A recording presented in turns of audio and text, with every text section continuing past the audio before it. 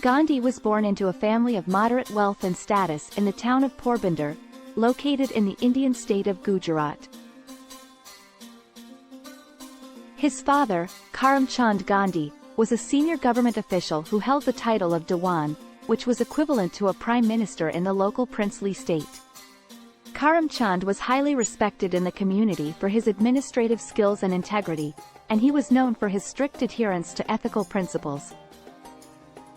Gandhi's mother, Putlabai Gandhi, was a devout Hindu who played a significant role in shaping her son's character and values. She instilled in him a deep sense of morality and compassion from a young age, teaching him to always speak the truth, to be kind and humble, and to respect all living beings. Putlabai was also deeply religious and spent much of her time in prayer and meditation, which influenced Gandhi's own spiritual development. As a child, Gandhi was shy and introverted, and he struggled to find his place in the world. He was a studious and intelligent student, but he often felt overshadowed by his older siblings, who were more outgoing and assertive. Gandhi's father was a strict disciplinarian and expected his son to excel in his studies and follow in his footsteps as a government official. In his early years, Gandhi was not particularly interested in politics or social issues. However, his worldview began to change when he was a teenager, and he witnessed firsthand the injustices faced by the lower castes and the poor in Indian society. He was particularly troubled by the prevalence of child marriage, which was a common practice at the time, and he began to question the traditional Hindu beliefs and customs that supported such practices. Gandhi's family background and upbringing played a significant role in shaping his worldview and his approach to leadership. He was deeply influenced by his parents' commitment to ethical principles and their concern for the welfare of others, and he developed a strong sense of social responsibility and a desire to make a positive impact in the world. In conclusion, Mohandas Karamchand Gandhi was born into a family of moderate wealth and status in the town of Porbandar, Gujarat. His father, Karamchand Gandhi, was a respected government official, and his mother, Putlabai Gandhi, was a devout Hindu who instilled in him a strong sense of morality and compassion. Gandhi's family background and upbringing played a significant role in shaping his worldview and his approach to leadership, and he developed a strong sense of social responsibility and a desire to make a positive impact in the world. After completing his legal studies in London, Gandhi returned to India in 1891, but he found it difficult to establish a successful law practice. His early attempts to practice law were unsuccessful, and he eventually decided to move to South Africa, where he believed he could find more opportunities. In South Africa, Gandhi was shocked by the discrimination and racism that he witnessed against Indians and other non-white communities. He was particularly appalled by the treatment of Indian laborers, who were forced to work in harsh conditions for little pay and no rights. Gandhi became deeply involved in the Indian community in South Africa, and he began to organize protests and campaigns to demand greater rights and equality for Indians and other marginalized groups. One of Gandhi's most significant contributions to the struggle for Indian rights in South Africa was his development of the concept of satyagraha, or non-violent resistance.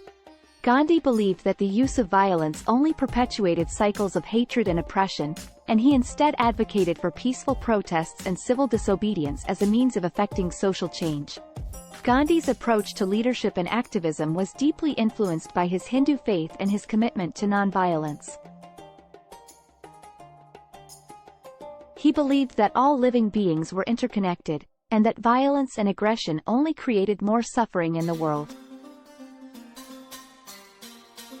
Gandhi also emphasized the importance of personal morality and integrity in leadership, and he famously lived a simple and austere lifestyle, eschewing material possessions and worldly pleasures.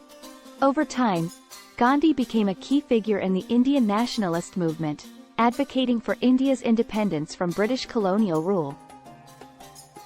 He organized numerous protests and campaigns, including the famous Salt March in 1930, in which he and thousands of followers marched to the sea to collect salt in defiance of British salt taxes. Gandhi's legacy as a leader and activist continues to inspire people around the world today.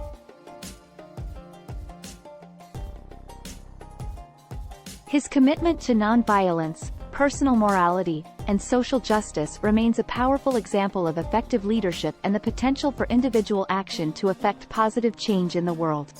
Upon arriving in South Africa in 1893, Gandhi immediately became aware of the racial discrimination faced by Indian immigrants. He himself experienced it firsthand when he was thrown out of a first-class train compartment despite holding a valid ticket.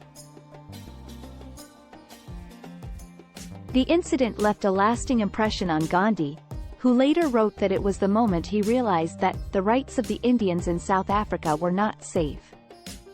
Gandhi's early efforts to challenge discrimination were focused on improving the conditions of Indian immigrants in South Africa.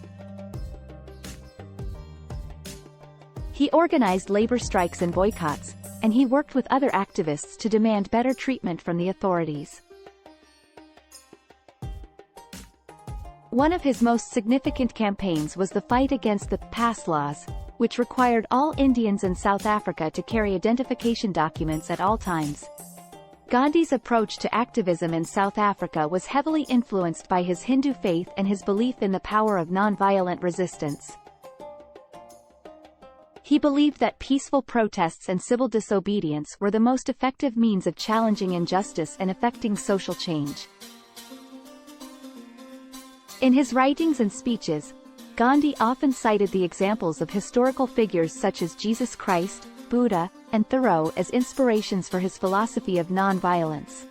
Over time, Gandhi's activism in South Africa expanded beyond the Indian community to include other marginalized groups. He worked with the African National Congress, ANC, to fight against discriminatory laws that affected Black South Africans, and he also supported the rights of women and other oppressed groups.